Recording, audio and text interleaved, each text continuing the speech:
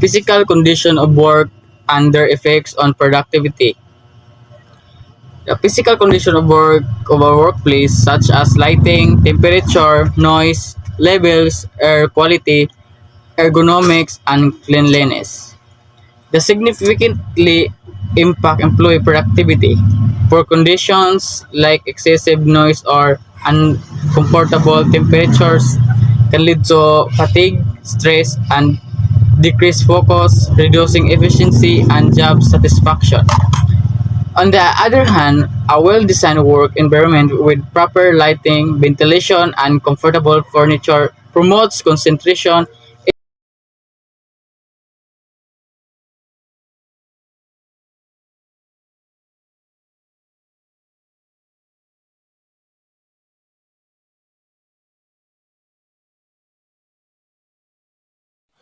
Positive effects of good physical conditions. The first one is optimal lighting. Reduces eye strain and enhances focus.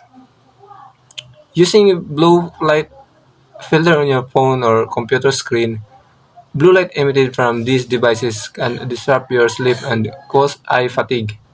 A blue light filter blocks out this harmful light, promoting better sleep and reducing eye strain. The next one is ergonomic design. Prevents musculoskeletal issues and boosts productivity. To prevent these issues, we need to exercise strengthens muscles, improves postures, and increase flexibility, reducing the risk of injuries like back pain, neck pain, and carpal tunnel syndrome. And to boost productivity, we need exercise, improves blood flow, reduces stress, and enhances cognitive function, leading to better focus, concentration, and overall productivity. The third one is controlled temperature. It improves concentration and reduces error or optimal 20 to 25 degrees Celsius. Makuha na to by getting enough sleep, eating a healthy diet, and exercising regularly. The last one is clean and organized spaces. Minimize distraction, improve workflow, and boost morale. To minimize distraction, you need to turn off notifications, silence your phone, email, and social media notifications when you need to concentrate. And to improve workflow, you need to prioritize tasks. Use a to-do list or time management system to organize your tasks and focus on the most important ones first. And to boost morale, to celebrate to celebrate small wins, acknowledge and celebrate your accomplishments, no matter how small. Negative effect of poor physical condition. Excessive noise causes distraction, stress, and impact communication. Poor air quality leads to fatigue, headaches, and reduced cognitive performance. Clutter, unsafe workspace, increased accident, inefficiency, and frustration. My topic is all about temporal conditions of work, a comparison. Its definition, scheduling and organization of work time, like working hours, shifts, and flexibility.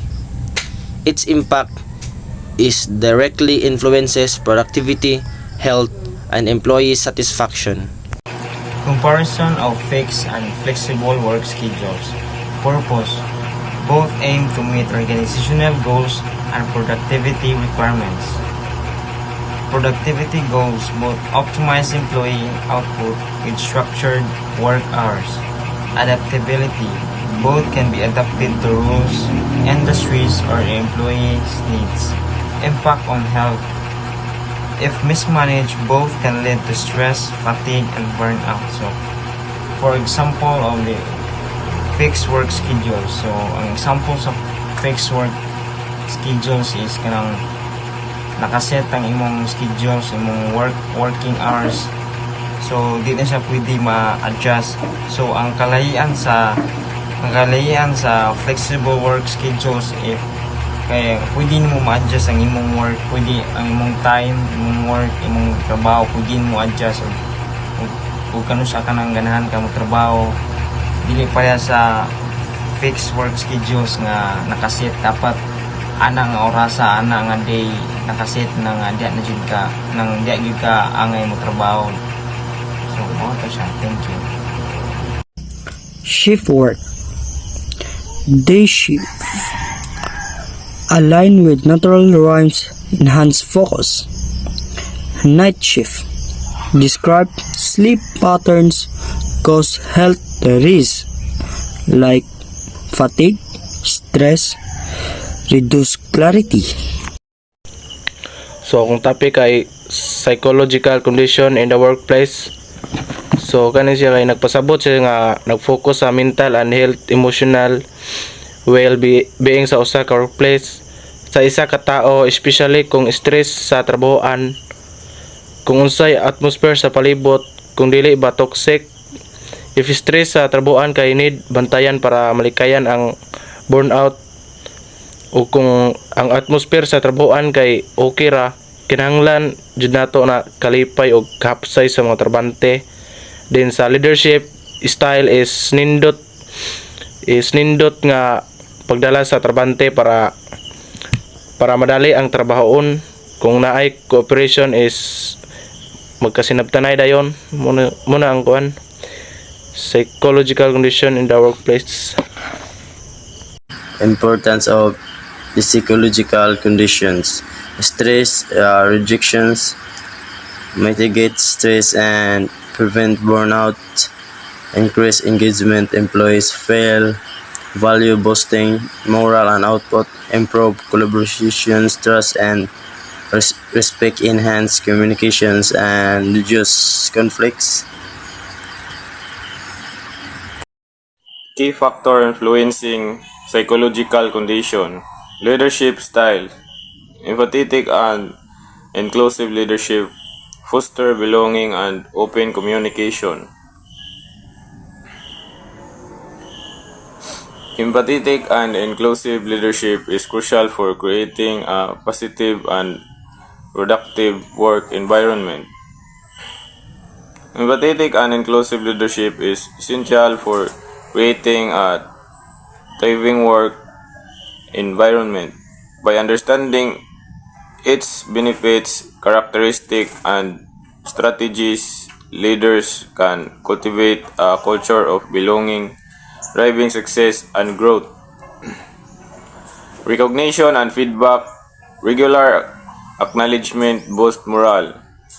Regular recognition and feedback are essential for motivation.